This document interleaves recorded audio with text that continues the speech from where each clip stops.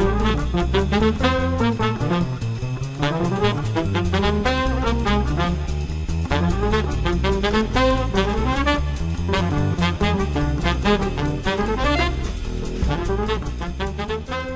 good morning and welcome to another edition of the Business Brains and the Bottom Line podcast.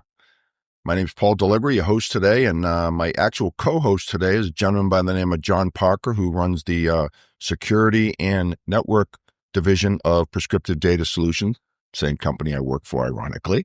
But our guest today is Dr. Chris Mitchell, the CISO for the City of Houston. Welcome to the show, Chris. Thanks for having me. Oh, you're quite welcome. Well, you know, as I was getting ready for the show this morning, I don't know why that popped into my head. I'm like, okay, Dr. Mitchell is like the CISO for one of the largest cities in America. Do you ever get a chance to sleep? Because I gotta believe this is not a 9-to-5 job. This is 24/7, right? That is correct. And so, yeah, sleep is, I don't get as much as I would like, but, I at the end of the day, I realize that that's really what I signed up for. Yeah. And, what I tell my team constantly is that, there are millions of people out here, should I say. They don't know us. We don't know them, but they're counting on us to get it right. Right. And so when you put it into that perspective, it makes things kind of easier to accept, from a not getting much sleep perspective, at least. Yeah. Now, did you, what possessed you to get into cybersecurity and all those types of things? Tell us a little bit about kind of your background and what led to this. Yeah. So I spent just under 10 years active duty Navy. Okay. Specifically supporting the Aegis program. And in some aspects, it was almost like a natural progression. And, once I finished up my military career, I worked for over 14 years for a cleared aerospace and defense organization. And there was an opportunity and strong desire to protect systems and data. And this was all the way back in 2000, right? Yeah.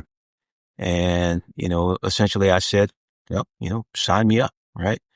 Obviously this wasn't referred to as cybersecurity back then, it was more so InfoSec or information security. And so that's where, really it really started way back then. And then, at that time, the CISSP was coming online, wasn't yet the gold standard yet, right? And so 2001, I took and passed that test as one of the first 5,000 globally to have that Wow. back then, so I'm proud of that, right? And so that's how I got my start. And, from there, just continued to progress, continue to perfect my craft, continue learning and growing, and ultimately it led me here. Yeah. And you've been at the City of Houston, if I remember correctly, 8-9 years, somewhere around there? Correct. I've been in this role, December made 8 years, but I was the information security officer at the Houston airport system, Okay. which is also a city department, but there are 3 airports that fall under that entity. Yeah, 8 years is a long time. It's pretty long in a 2-4 So, depending on your source, I think right now the average tenure is about 26 months, right? Is what I'm hearing. Yeah, it's got to be I'm just thinking, it got to be a stressful job, right? Because like you said, you've got I don't know how many millions of people in the city of Houston depending on you for security. That's pretty awesome responsibility, actually. Yeah, I had 0 gray when I started. Well, at least you got here. I don't even have any here anymore. So, at least you got some. Do you feel like there's a linear progression when it comes to before it was called cybersecurity, it was just InfoSec or ComSec, anything like that, especially coming from the military background. Mm-hmm. Getting on that path, was there any chance to deviate, or did you feel it was just straight, this is what I'm doing, or because, when now cybersecurity, there's so many different ways it goes out there as far as like from, red team, blue team, all those different parts of it, learning the pieces of it. Do you feel for yourself as an individual, that was that was your only choice that you wanted to go down, or did you feel that there were some deviations that you could have made along the way? Mhm. Well, I mean, this was definitely the choice. And, when I started, obviously all of the subdisciplines that we see today, didn't exist. Right. And so, I tell folks, there's obviously lots of interest in cyber and lots of folks that want to get into cyber, but don't know how to get into cyber. And there's no perfect, path. So let me make sure that, I'm clear on that. But it's also misunderstood, right? When you ask folks, well, tell me what you think it actually is and how it actually works. And then you start to really unpack the conversation and you start to add up all the different sub-disciplines. I mean, we're in double digits, 30, 40 at least, right? And you can't be an expert at all of those, right? And so, while I do have my primary strong suits, my primary interest areas, obviously, um, I also have knowledge and skills in many of the others, but I won't say at an expert level, however, enough to navigate. Yeah, well, that's why you build a team, right? Absolutely. Absolutely. Yes. Speaking of that, I mean, I don't know if you can answer this question. How big is your team? I mean, again, I don't reveal too many things, but I got to believe it's a city that size, it's got to be pretty substantial. Well, it's not as big as I would like it to be, right? Never is. But that's where leveraging um, technology as a force multiplier, specifically machine learning in many regards, allows us to stay in the fight, regardless of the number of resources, human resources that we have. You'll never have enough, Yeah. and, once folks come in and build themselves up, become strong technically, then their marketability increases. And obviously there's movement that comes with that. So when it comes to, I guess, building a team versus, let's say, building a cybersecurity program, which one comes first? Does the program build the team or does the team build a program? The program builds a team because building the team is part of the program, you know, and, again, they're different approaches to program building. Um, they're textbook approaches, they're tried and true approaches, they're unconventional approaches, And so I tell folks you have to figure out exactly what works for you. My approach for us started with threat modeling. You know, who are the entities that are known to come after entities such as us? One, because of the industry that we're in. Two, the types of systems and data that we have, and then build around that, because you have to know exactly, one, what you're protecting and against whom before you even get your start. How do you know what to build? Now I know there's some folks that disagree with that approach, but that's the approach that, we've taken here and that works for us. For sure. I mean, it's different for everybody. I've been lots of conversations out there, and I don't think I've heard the same approach every time, right? I mean, you have to fit it to your business model. And I think that one of the challenges, especially coming in the public sector wise, is retaining resources more than anything else. Getting the right resources in to fill those teams and to cover your gaps. So, is there anything that you're doing special to fill that team? Obviously you said you're using technology to supplement some of it, but you still need physical resources, people in there. Are you doing anything special to retain those resources or level them up? Yeah, absolutely. So, obviously I can't compete, with non-governmental entities, on compensation, et cetera. But what I can do, and this is part of my marketing, is I can give them an opportunity here that they'll be hard pressed to get any other place. Yeah. And what I mean by that is, let's just say you go to a big firm and, you're enjoying all the perks of being at a big firm, but you're essentially siloed and isolated. You're triaging things all day, and essentially that's the extent of your day. And here, they get complete exposure, right? And I tell them you can go as far as your aptitude and your desire will take you, right? And so, one day they may be learning more about SOAR. The next day they're deep into some threat intel item that we've got going on. So the exposure is how I market coming to join me and then hang around, for a while you're Yeah. here. That's a good point, Dr. Mitchell, because the work environment's important, right? I mean, money's important, but if you're miserable at your job every day, no one wants to go to work. Right. And I think most people would trade a little bit of money for happiness, right? So if you're creating that solid, nurturing environment where they can learn and grow, sounds like you're doing a good job at that. Mhm. Yeah, absolutely. And we within cyber, I haven't had a whole lot of turnover. I've got I have a couple folks who are still with me essentially since I came here and Yeah. kicked off the program. Yeah, that's a good amazing. sign. Yeah. So I'll tell you, as I've changed jobs over the years, that's the one thing I always look for when I'm interviewing is stability. Like if I see a lot of tenure, that tells me something. That means, okay, it's a nice place to work versus, my most tenured guy has been here 6 months. Yeah, exactly. Right. And I've even had some cases where, I've had, at least one individual, that at some point, he will come back because he wants to come back. He's expressed that. Yeah. And the grass isn't always greener. I tell folks before you make the leap, make sure you're watering the grass on your side first. I like that. I'm gonna have to use that. I got it from someone else too. Yeah. I guess the reality is, Dr. Mitchell, we all steal stuff, right? I mean, we're all using lines that we hear from other people. We just don't call it stealing. We borrow. Yeah. Borrow. Yeah. Well, so, I'm Italian, so that if I can't steal it, I don't want it. That's just the way I was.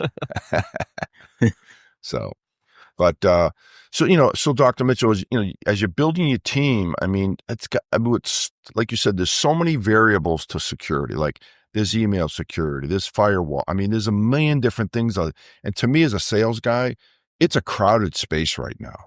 Right. I mean, there was we just had our kickoff meetings and we were talking about how many different companies are out there that everyone does a specific little thing. Like some does email, some does it.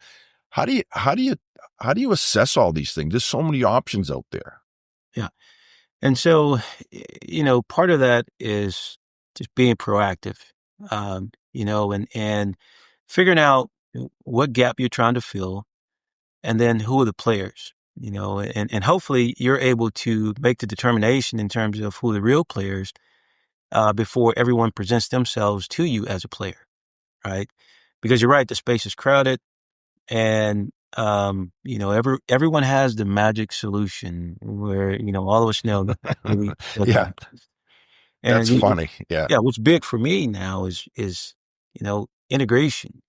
I want single panes of glass. Notice I didn't say a single pane of glass because even that is hard to come by these days, right? Yeah. But things have to play well with each other because, to the extent possible, I want to eliminate what I call swivel chair analysis, where you're tool rich, but, that ends up being something that could hurt you in the end because things just get ignored at that point. Yeah. Yeah. Good point. So between, people, process, and, the platforms, the tools, having integration across that, I mean, do you have metrics that you use for effectiveness? I mean, obviously integrations being a key part of that, but are there other things beyond that that you're looking at to say, this is truly effective, whether it's the right people, the right process, the right program, whatever it is you're trying to accomplish? Yeah. So two that I'll share with you, one is dwell time, how much time has this threat been in our environment before we made discovery? Not, some other source or anything like that, but us, because that's the true measure of effectiveness that we, City of Houston, actually found the threat. So that's one. The other is the actual number of threats that we were able to, let's just say, thwart at the delivery stage of the kill chain, right? Because, obviously there's more than just email delivery, although that is still dominating. You've got, Yeah. drive-by attacks, USB thumb drives, etc. But, we always endeavor, uh, to get these things as quickly or far down in that kill chain as we possibly can, because once you get to command and control, you're one step away from losing, right? So we really track that, and we're intentional about continuing to strengthen the program with that in mind as well. For sure. And with dwell time in particular, I mean, that's the scary part. Like to your point is like, how quickly did we identify that it's there? And of course, it's great to have external sources tell you about these things and you go look for them and then you find them, of course, like that. But just in general, I mean, that's when it comes to cyber, how long have they been just sitting there in our environment collecting data? And then what are they doing with what they've found so far? Maybe it's benign. I mean, hopefully that we've prevented them. We have enough of our layered approach with security to stop them from getting too deep in or getting sensitive data. But the fact that they're in there, I mean, that scares everybody for sure. Absolutely. Absolutely. Now, Dr. Mitchell, you mentioned machine learning, and I guess the new buzzword is AI. How are you incorporating that into your strategy? Mm-hmm.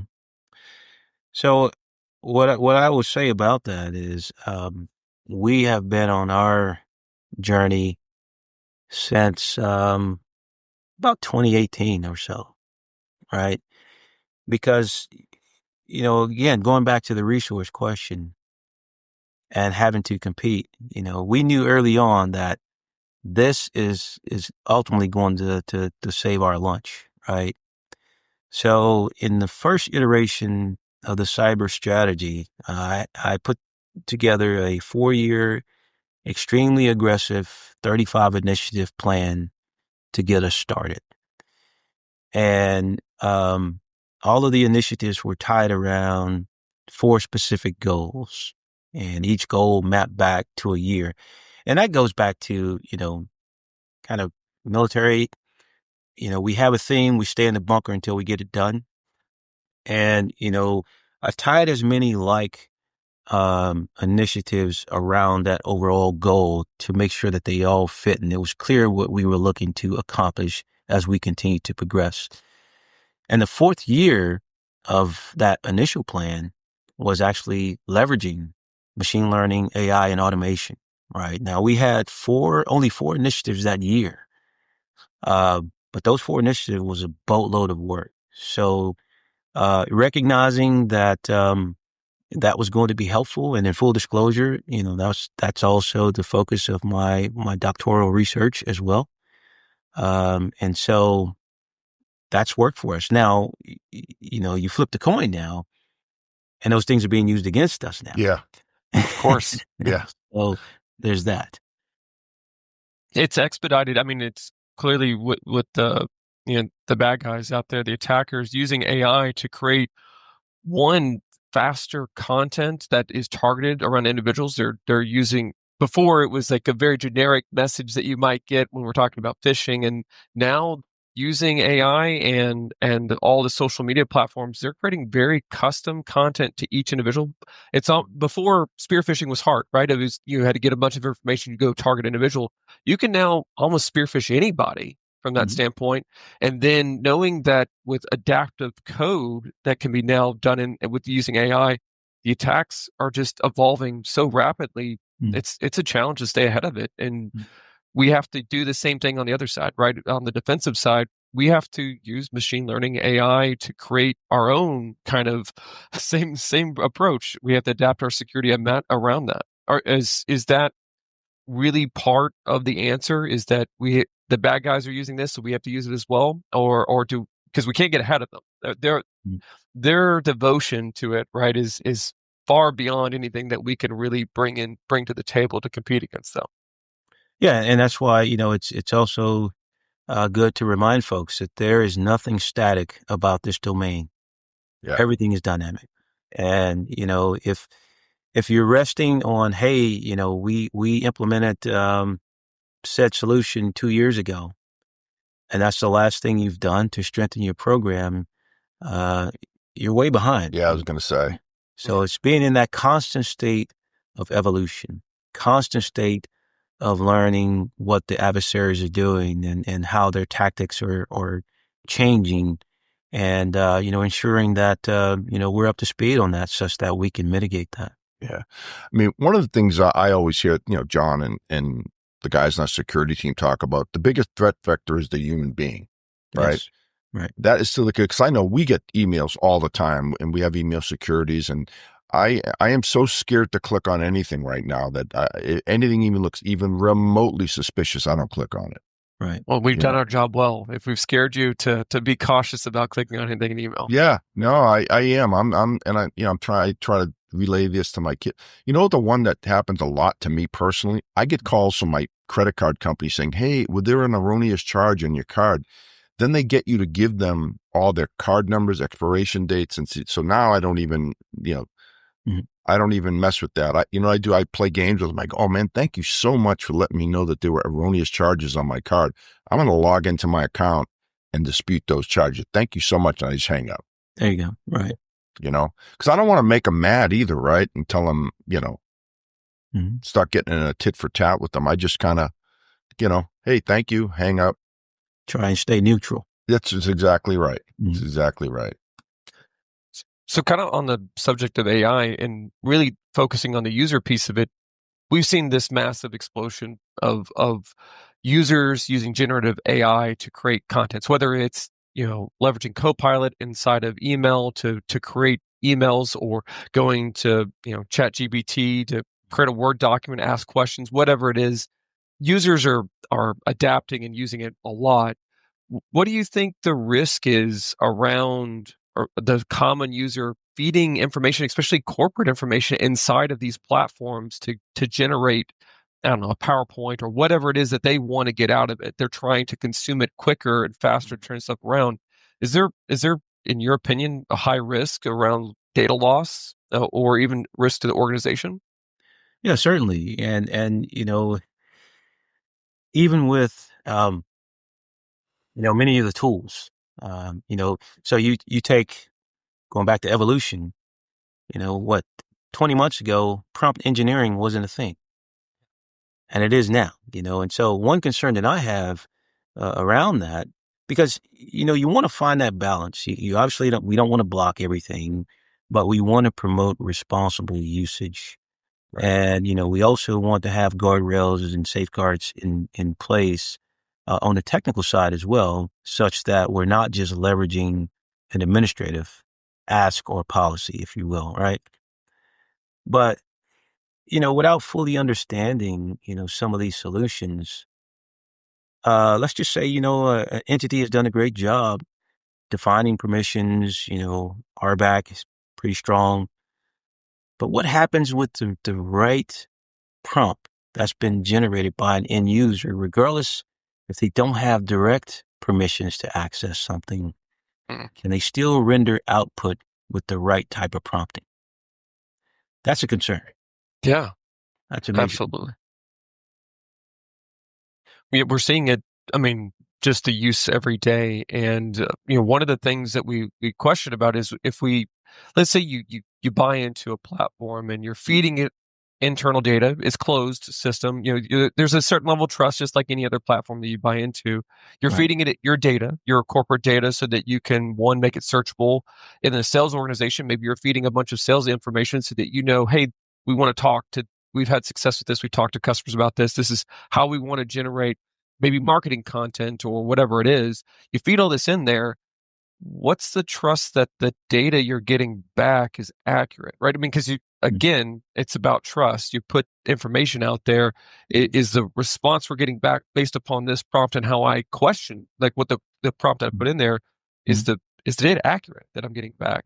Because we're Right. putting trust into that. I think there's an inherent risk to that because people could be wrong, right? I guess it's no different than the days of going to a search engine and putting in, I'm looking for this, and hope that I get the right response back. I think it's just a further evolution of that. Yeah, and in our approach, when ChatGPT took off, we put out some guidelines to all staff. And now we're actually developing governance documentation. We're going to stand up a governance board around that as well, because, we can envision a time where we're going to be training our own models, right? Yeah. And, another technology that I'm looking to leverage to keep things that should remain in-house is DLP, and, just looking for certain phrases and terms and those sorts of things to try and lessen the opportunity to upload things that should be uploaded. For sure. So, Dr. Mitchell, I'm assuming that you probably have lots of meetings with the governing bodies of the city of Houston. How do those meetings go typically? And I don't mean specifics, but how's the tone of those meetings? I'm always curious about things like that. So I would tell you that, in partnership with the CIO, which I work for the CIO of the city of Houston, complete support. Oh, that's good. And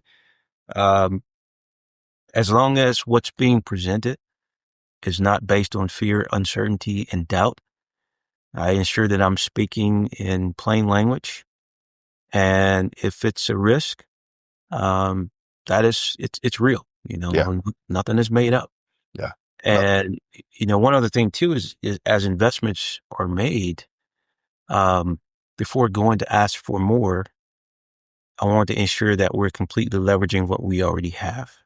Yeah. Makes sense. Being great stewards of the funding that has been given to us.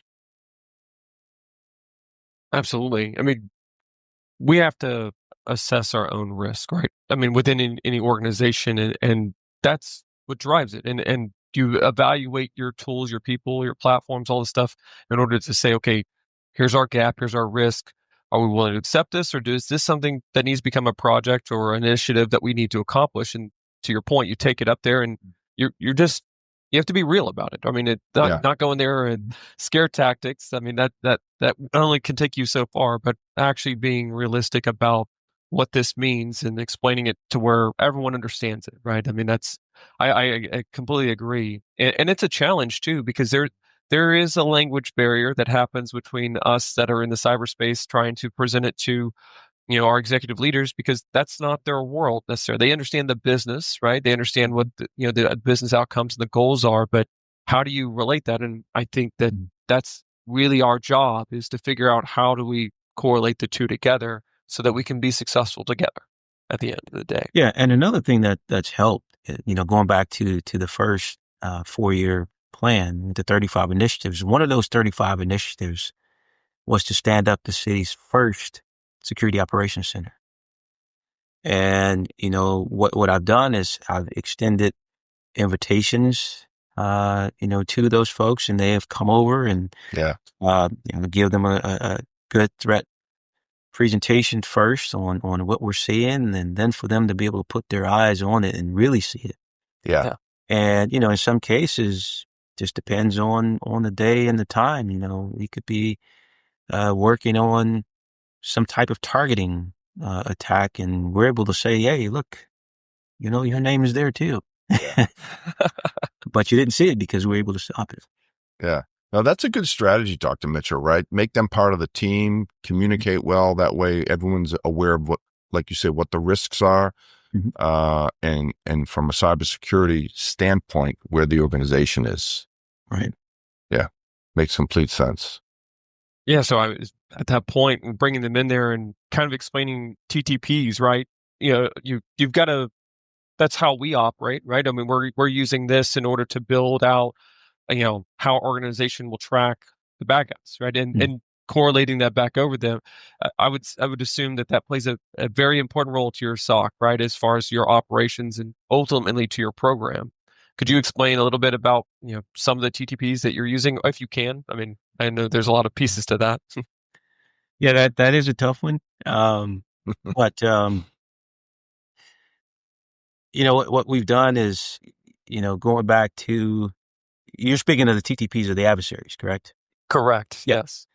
So going back to threat modeling, we have teased these actors apart and mapped them back to MITRE. And, there are critical areas, critical TTPs that we focused on. Obviously we're looking for lateral movement and those sorts of things, that initial entry, as well. So there are quite a few, that we focus on. And for those, because there was a high level of frequency that we're looking for these things, we started to automate a lot of that. So essentially, what was a manual hunt looking for said activity, we've been able to, from a high fidelity perspective, automate that. And, when we get a hit, the confidence level is pretty high that is something we need eyes on right away. Absolutely. And to your point, I mean, that's the key thing is that once you've figured out a particular attack method that's being used, some tactic, it becomes somewhat a repeatable process, right? And to your point, automating it after that for discovery and then locking it down or taking action, whatever that is.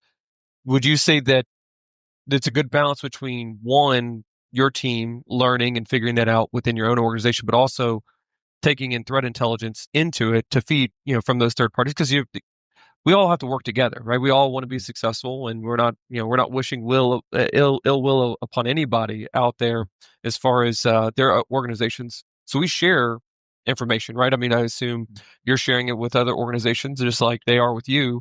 And then, of course, there are, you know, the manufacturers, right, that are building the tools, and they're sharing their own threat intelligence because they've got their own SOC teams that are out there gathering this. Would you say that there's a good balance between both internal and external threat intelligence feeding into your program? Yeah, definitely. With the understanding though that the best source of threat intelligence is what's happening within your own environment, Of right? course. And so, we do, we have a dozen or so, vendors that put out good products that we lean on. And, especially if there is that direct alignment with, an actor or the family that the actor comes from, that's one that we tracked and then we leverage that. But, I steer clear though of just incorporating as many feeds as you can, because an indicator feed is not threat intelligence, it's an indicator feed. Threat intelligence requires analysis, right? And, because indicators, you can get yourself in trouble. There is an indicator life cycle. And so, something comes in on the feed. What's the confidence level? How has it been used? When was the last time it was used? And let's just say you want to do some type of global block based on that. And that IP address was being used for nefarious purposes, 6 months ago, but that's no longer the case. And now you've potentially hurt your business. So you've got to be really careful with that. For sure. And constantly keeping up to date with things. I have an interesting question for you. What would you say, with all the modern security tactics and technologies, things like that, what do you think is kind of phasing out, right? I mean, the certain attack vectors that we saw commonly growing up that have evolved. Do you see anything kind of just going away altogether that we not say we can't be concerned about it, right? But it's just something that it's just not as prevalent as it was before as we evolve into more advanced attacks, things like that. Mm. Yeah, I would say one thing. I mean, it's not completely phased out, but it's not as common as it once was. But custom malware, because many adversaries now are living out the land, and so they're using the tools that we natively use, PSExec and others, and kind of blending in. So that is not as prominent as it once was, or at least not in our area. Yeah, We do see more living off the land, that is taking place, which is critical to going back to mapping TTPs now, because how are they actually using PSExec? PSExec on its own isn't a bad tool; it's a great tool, but it can also be used to hurt you, and this is how said actor actually has been using that, based on the experiences, from others. absolutely. And I think that because of this and the evolution that we find there was this kind of standard for a long time that there were three areas that we really wanted to protect. We wanted to protect our edge, right, our boundary of our environment.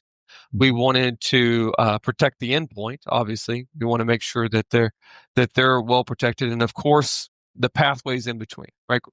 Making sure that we had both physical security, but also some level of network security, so no one could just hop on and immediately get inside of there. There was this piece of it, and of course, the outside of that was email, because email is always high touch. Everyone gets Yeah. we can't operate without it. I mean, that's just the way it is. Right. If those are kind of the standard of it, it hasn't really changed that much. There's more areas that we are looking at protecting in evolution of security, but would you still say that the endpoint is probably the most critical piece of this, because that's where the user is and the human factor in it, that's where they're at?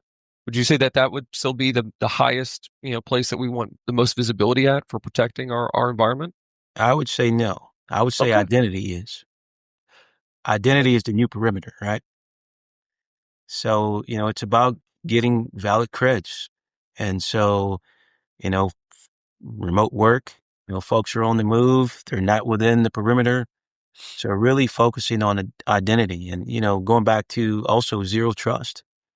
If you don't get that identity tier correct and it's solid, then you don't have anything. That's my opinion.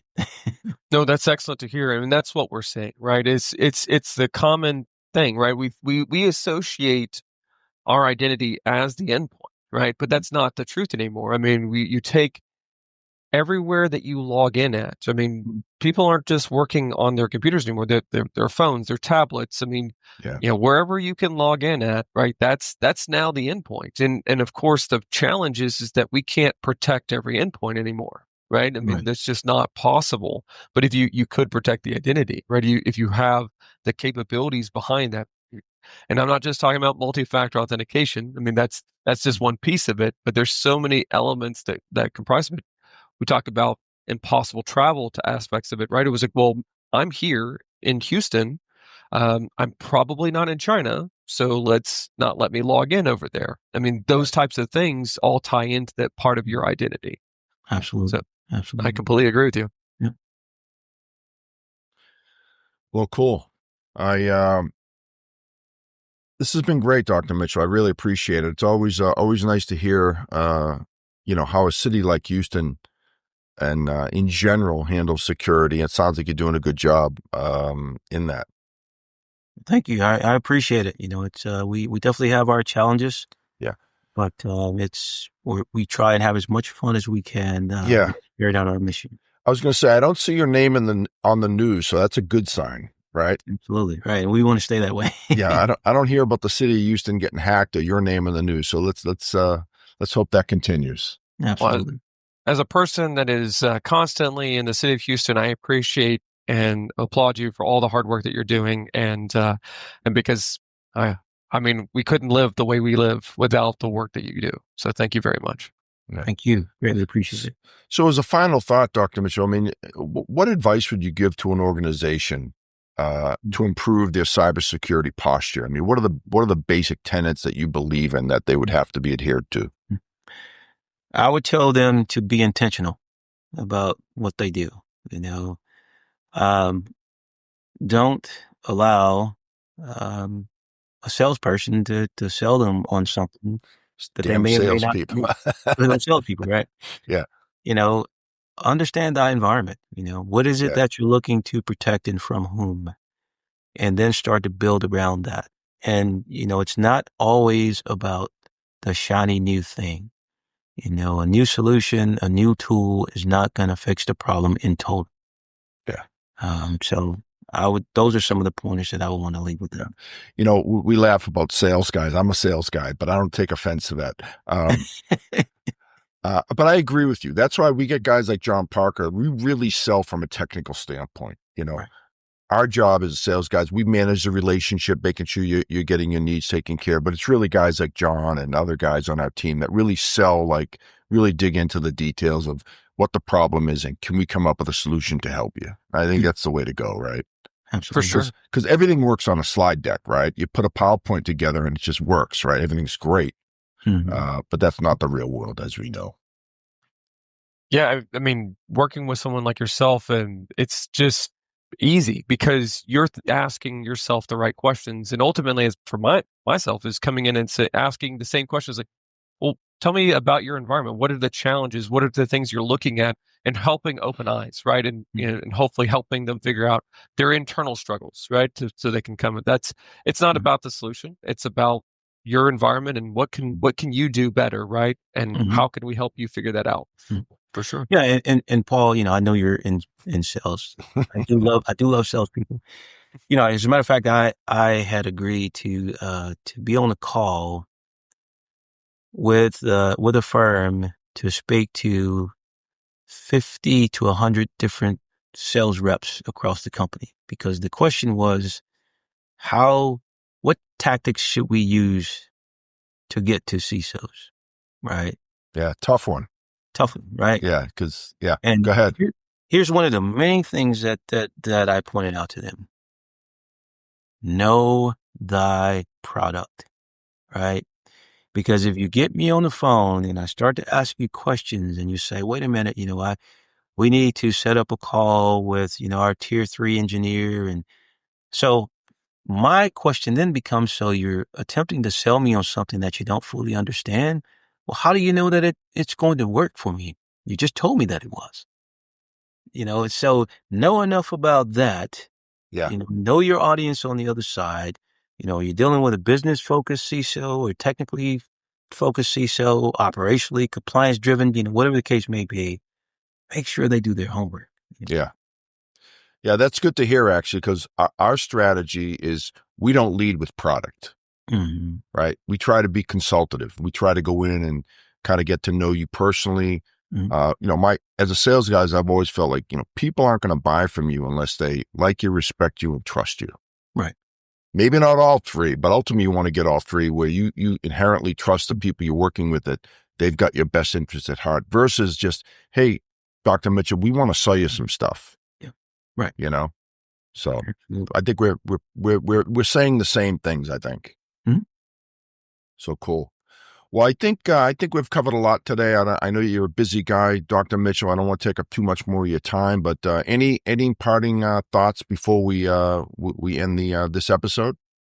No, this has been great. I appreciate the the invitation and opportunity, and I know we had planned this some months before, but the events kind of took over. So I'm glad we finally reconnected and made it happen.